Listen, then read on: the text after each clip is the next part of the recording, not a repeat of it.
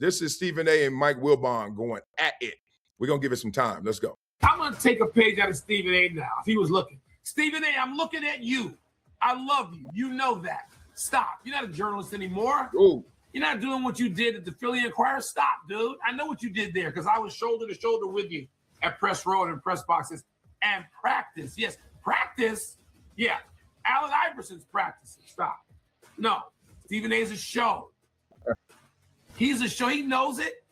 He wants to be the show, and he's doing a damn good job at it. That's what he wants to be. He has now spawned a whole generation of people who want to be the show.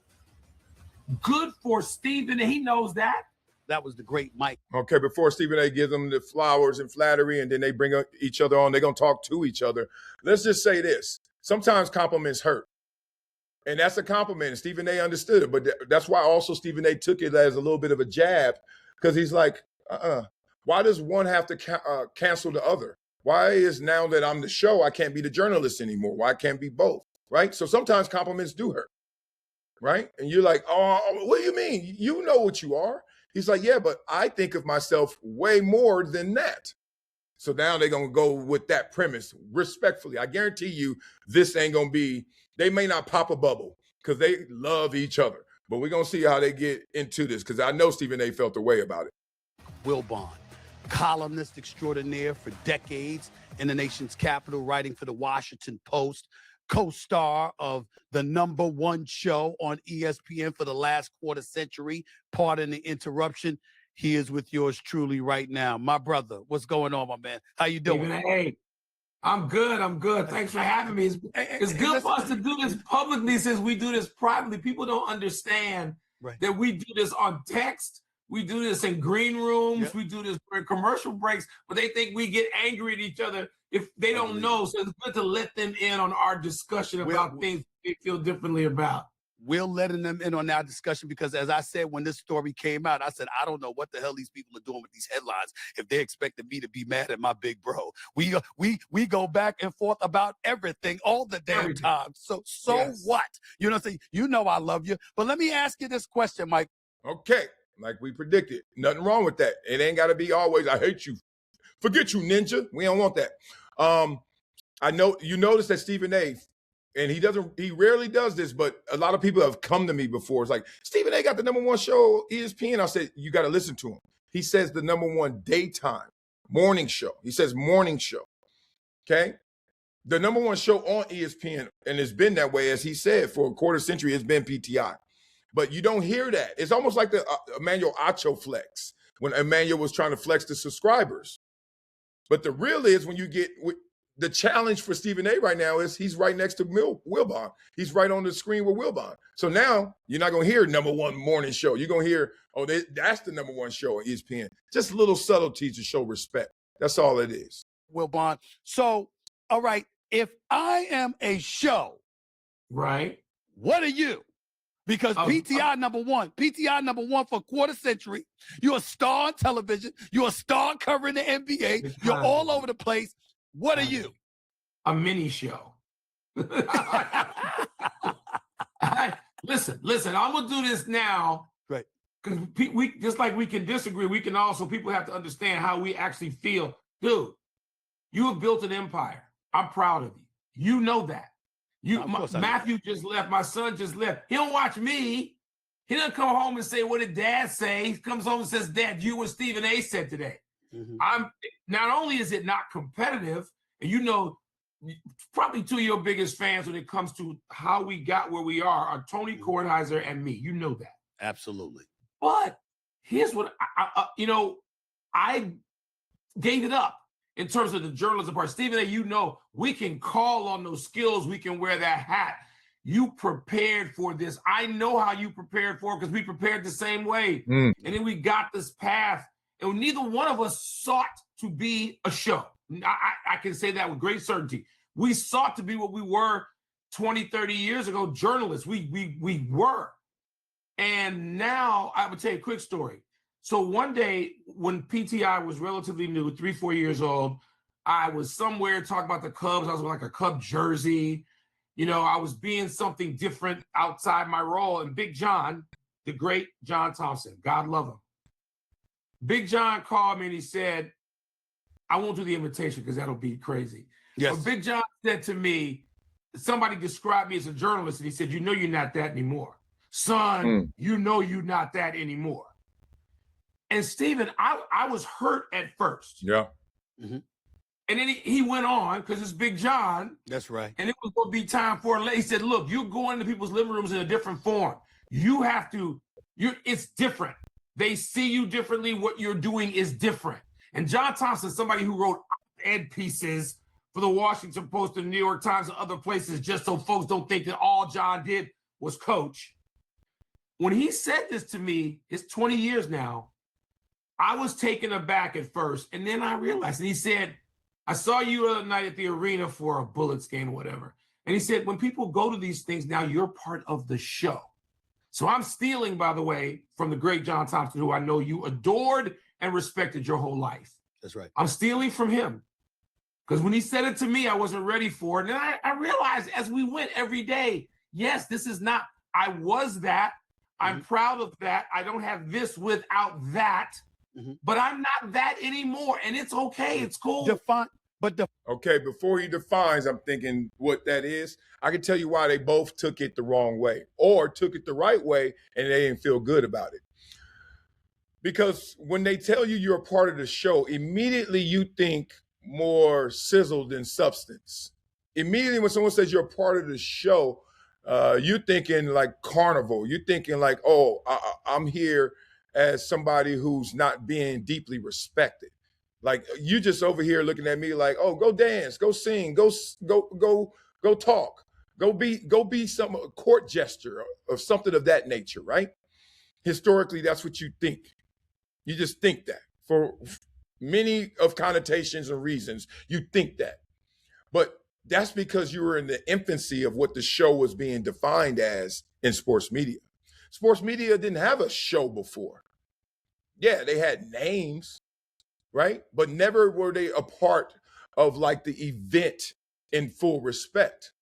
You retroactively look, you can see Howard Cosell was the first that went with Muhammad Ali, and you're like, yo, that banter is different, right? But you're still there for the fight. But you were like, yo, that banter's different. Then you can go into the 80s.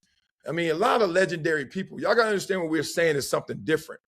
We're not saying you cover it and you cover it so well, because only Cosell is the first one I can see. And then it skipped. It stopped for a while. That you're actually a part of like this main attraction. We're thinking with you or thinking through you.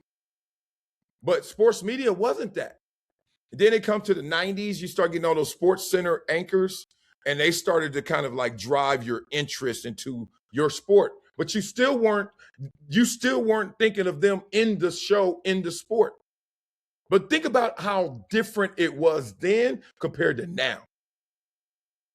Don't lie and say you think of LeBron and then sometimes you ain't thinking how Stephen A. don't like him. Or he loves Jordan. Or if LeBron gets contentious or Stephen A. gets hard and gangster puts on the Wesley Snipes little outfit he puts on, that, you got something to say about the athlete. You don't think about Jaylen Brown now and think about Stephen A. Smith somewhat.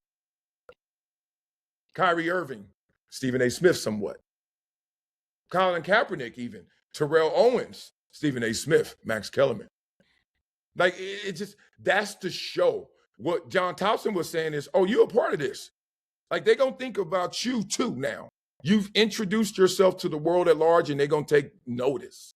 That's the biggest difference I see. And they don't feel flattered by that because they thinking, one, who has done that historically that's been favored, that's been loved? Cosell, maybe?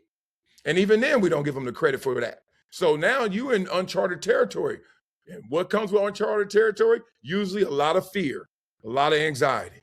Define the show.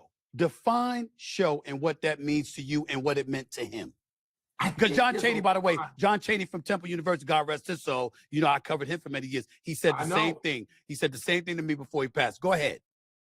Stephen, and that is like the defining question. So I think there's a line that we both crossed a long time ago. And by the way, would I go back and uncross it? Hell no. Absolutely and I learned that from Big John too. So no, I'm not gonna go back and uncross it. It's okay, and it does call on us, dude. When I heard you the other day on the podcast when you were talking about the things you have to do and the skills you call upon to do. Yes, we do, and we call upon them. We train. We didn't forget them. We ride the bike again, but we crossed them. When you are on, and I'm sitting with you sometimes watching you, and you talking about orange and blue skies. I love all that. Right. But that is what takes us out of being a journalist. When I'm wearing a Cub jersey, I had to, one time the producers, I'm sitting in Wrigley Field with an Ernie Banks jersey on. Ernie Banks sponsored the Little League I played for in Chicago, co-sponsored. Wow. Yeah. They asked me to come down and do a stand-up. I was Anthony Rizzo, the lineage of Ernie Banks, first baseman in Chicago. I look like, to me, a clown. And during the commercial break, as we prepare for me, because I was the only one there, somebody couldn't get to Wrigley Field. I'm wearing an Ernie Banks jersey, holding a microphone, about to talk to Anthony Rizzo. Mm-hmm. This is 10 years ago. And I said to Rizzo, I know this is probably embarrassing. I'm sorry, this is unprofessional. And Rizzo put his hand on my shoulder and he said, you know, he would understand, he would forgive you, meaning Ernie Banks. Right. And the moment put me at ease because I was tremendously nervous. So I was outside my role, outside my lane. Mm-hmm. But Stephen, I realized again, I was reminded in that moment, that's not what I am anymore. Tony says that we are show monkeys. That's his word. So I can't steal that from him. Right. He says, we're all that. And he's right. And I love what I do. I wouldn't trade it. I wouldn't trade those first 30 years you described earlier, being a reporter, being a cop. And once we make ourselves part of it, mm-hmm. to me, that's the line we cross. Well, let me tell you this. We're talking to the great Mike, who appeared on the Awful Announcing podcast last week with Brandon Contis as well. Okay. I didn't really get the answer I either expected or that answered that question. But him defining what being a part of the show is, it sounds like to him, it just means you have multi roles. Like you doing more than just what you were intended to do or when you first got there, you were doing. I think the real answer is we all know it. And it's what they say, like pornography. How do you know it's porno? You know it when you see it. To me, they all became a part of the show when they challenged the show, the athletes, the actual performances, and then made it personal. So when they finally, whether it wasn't really Jim Rome, but Jim Rome started this kind of debate banter, but he debated the camera. He debated the audience at home. Rome is burning and he's talking to you. Skip Bayless did it and he started debating the person across from him. And then he was like, I'm going to tell you what I love and tell you what I hate. And that was like the start of the era of, we gonna personalize this. I don't like him. And then I'm going to take it so personally that I'm not going to move off my stance. I love Tebow. I don't like T.O. Whatever that may be, right? I don't like Westbrook, but I love LeBron. Or I don't like LeBron, actually. You know, like he didn't like LeBron. Then Stephen A. used to like LeBron, and then because he had to play it off for the show, then now he's gone. You don't like LeBron. That's the show. So no one wants to call themselves a sellout, me either. But of course, you make choices that are under the qualifications of, you sold out. And sold out means all you did was put a different principle in order. You used to be principal LE and now it's AL. Because guess what comes from that? Why do you do that? You don't just wake up and want to just personalize talking about athletes like that. First of all, you know you're not good as an athlete. So how are you going to talk about something you're not that good at? That's just humans aren't wired that way. So when you do that, it's a force. Why are you forcing yourself to do that? Obviously, the same answer all the time. Incentives shape behavior. You are going to get paid because look at the ratings, because look at the traction, because look at the star appeal that comes from you actually personalizing these stories. Everyone saw the same fork in the road. I was at ESPN when it started. I was on Cold Pizza. We all knew you could have been Dana Jacobson, right? Right? You could have stayed in there. You could have stayed there with Jay. You could stay on that side. And then there's this other side. And this show is starting to morph and turn into his own thing. You're going to be first take. You can go that way. You can argue and yell and kill an athlete. That's who started to get to the front of the line. They don't want to admit that. And I don't think Wilbon kills athletes, but I do know he can go there. And he can say, I don't like this guy. I don't like this thing. Like, he does it in a different way. But he goes there still, just wearing different shoes. That's what we're talking about here with his comments that I started off the show. A couple of things. Number one, don't put it just on me. You know, just like your son listens and watches me, my daughter Samantha don't listen to me. You know, she listens to you. She watches BTI. She don't watch First Take. She always raving about Mike Wilbon. How's Uncle Mike doing? Let's not forget that. Okay, so let's make sure we get that. By the way, she sends her love. By the way, the other thing is this. Here's where I'm coming from, and this is really what the point of this discussion is. Jaylen Brown and I went back and forth. Right. You know, and obviously that was very disconcerting to you as you reached out to me and told me. And I said, Mike, check this out. I've done nothing but praise the man because what is there to insult? The man's a winner. He's a champion. He's won in the conference finals, the MVP in the NBA finals. All I said was you can't go on your podcast on Twitch the day after losing a 3-1 lead and going home in the first round and say that was your favorite season 2 years removed from winning a championship, particularly when you play for the Boston Celtics. I mean, my God, it's not a crime. And so all of a sudden, this dude is calling me unethical. He's cussing at me. He's going overseas in Spain and France and saying that business is unethical and Stephen A's the ringleader. And what he leaned on, Wilbon, was what happened a couple of years ago when I pointed out how he wasn't liked by folks on Madison Avenue and others because they talked about him being cerebral, hard-headed, activist mentality. They didn't want that. But he left out how I said they were wrong. That this man is a model citizen. He doesn't deserve that. He deserves to be treated better. Totally He's a champion. And so when I'm sitting there and I'm pointing to Forbes magazine, or we do our homework and we cultivate resources and we pick up the phone, Mike, and we're saying, look, this is the intel that we're getting. We ain't just in the front of a microphone or a camera running our mouth. We actually talk to people. We cultivate sources spanning 30 plus years. To me, we're not doing it every day too. We're not journalists anymore per se. You're right. But we're reminding folks that's where we come from. That's our foundational premise. And that's all I meant when I was saying I'm a journalist. I was talking about this is the resume. This is what I've done. Yes. So that you say what? You know that's 100%. I'm with you on all points. I know if I was in your office right now at home, I'd look around that room and see all sorts of things that decorated you as a journalist.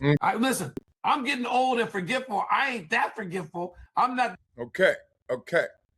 I just got to stop it for fair use. But also, remember this point, because Stephen A., and this is why they say there are really 3 sides to every story. I always say, there's maybe 3 sides to every story, but I'm going to tell you 2 for sure. Wait till we sum this up. We'll stop after Wilbon's response. That forgetful on places that you and I were. I got 10 years on you, but when you were 25 and I was 35, I remember the places that we were and what we were doing. And they completely created not just that resume, but the basis from which we work. And yes, you, by the way, you put on that hat, I think, more than I do. Because you're okay. He's not going to answer the question again, so I'm going to leave. Oh my God. One, Stephen A. didn't really ask him a question. He did at the end. He was like, to that you say what? The record of events, I think Stephen A. Smith accurately depicted them. Like, I used to defend you, Jaylen Brown. And Jaylen Brown, when I was defending you, also I had to point out why the story is, why isn't he on the Olympic team? And the Olympic team, this is where I think Stephen A. may get it a little wrong. He started talking about why Madison Avenue didn't like him and marketing and how he's not as loved and beloved as he should be. And that's part of like the selection process. When Grant Hill is sitting there saying, look, we got a certain team and we need certain things, and that doesn't always mean the best players. So already you are inserting yourself. Grant Hill's on the selection committee. He's the guy who runs it. He's the guy who says, I pick him. And you sitting there saying, well, it's because he's not liked. And that's kind of like, I don't know why. I'm not even thinking this through. It's kind of like when Kobe, rest in peace, and Shaq, when Kobe got in trouble, remember? And then he started talking about Shaq, and then we found out he kind of snitched on Shaq or told on Shaq. And you're just like, what that got to do with anything? You know what I mean? Like, you're almost sitting there when you hear all this salacious stuff and dirt, you sit there and say, so what? What that got to do with anything? Right? You'll listen because you think it's taking you somewhere. And then when you're done, you're like, what that got to do with it? What does Madison Avenue got to do with him being on the Olympic team or not? You know why? Because what does it have to do with who was on that team? I forget his name. Little bald head, Boston Celtic, the third best player, whatever, with the headband. Got a little Eminem head. Anyway, he on that team. Is he marketable? Huh? So what marketing got to do with it? Oh, he's liked. Something white. What's his name? Something white. That's his last name, White. What does marketing got to do with it?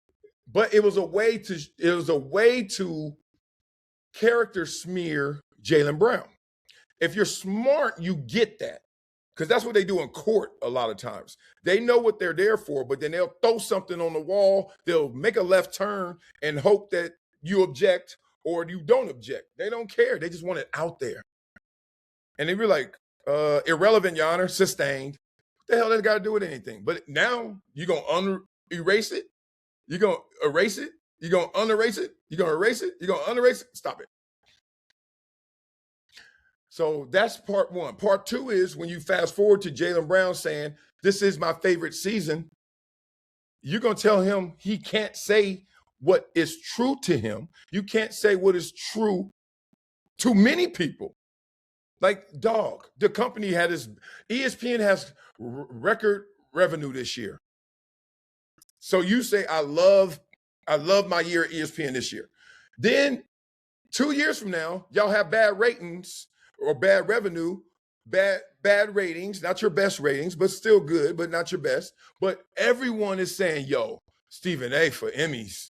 Stephen A need to win the Emmys this year, dog. Did you hear him? I know the ratings were down a little bit. I know the revenue is crazy and it was a little lower than expected.